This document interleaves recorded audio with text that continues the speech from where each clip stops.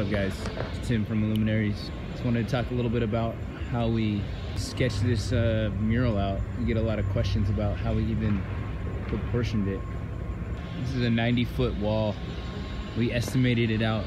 We thought it was like 70, so we got a 70-foot lift, but it wasn't enough, so it was at the 120-foot lift. We got 2 of them. And so what we did was we had an app. There was a time-lapse app, and I put it across the street and I mounted it on that ledge over there.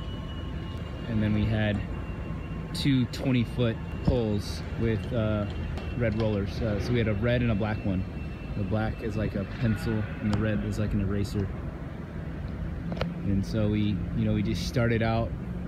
We did a basic grid, really rough grid, and then just started laying down lines and waited until the time-lapse app sent us to our other phone. Every 20 seconds it was sending us a picture, and then we'd look at it from up there and just kind of guesstimate how those lines lined up. And then once in a while we'd overlay our sketch onto the time-lapse on the wall to kind of see a rough idea if we really were accurate or not.